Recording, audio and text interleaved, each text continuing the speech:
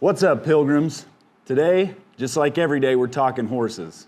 Specifically, the art of buying horses. Now, whether you're looking for your first horse or you're looking for your 50th horse, what we'll talk about today is pretty universal.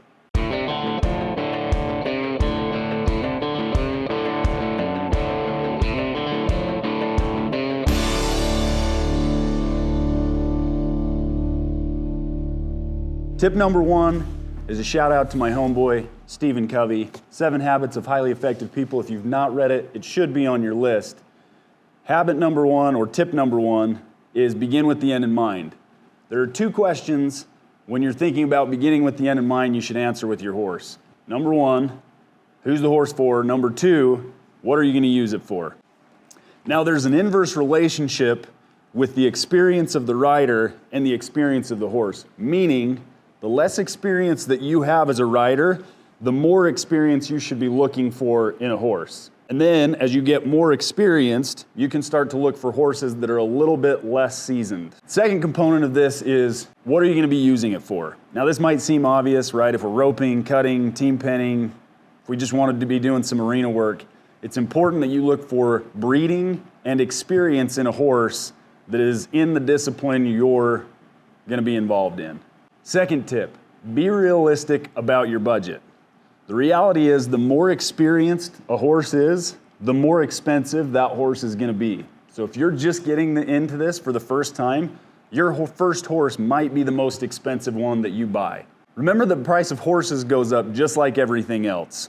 So if you're thinking, hey, my dad and grandpa bought horses for $1,500 or $2,000 20 or 30 years ago, that's not how it is anymore. Horses are expensive. You got to be prepared to pay.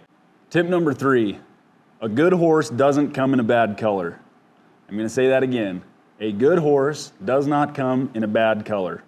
The best horses I've owned are sorrel and bay. And the worst horses I've owned were gray and palomino. Now, I'm not saying there's something inherently wrong with a gray and a palomino horse, and if anybody other than my mom watches this video, somebody's going to say, oh, I had a really nice palomino. Certainly, if Trevor Brazil, if I had an opportunity to buy Show Me the Buckles, I would do it. Deprioritize color from your buying criteria. The last tip I have is don't look for perfection.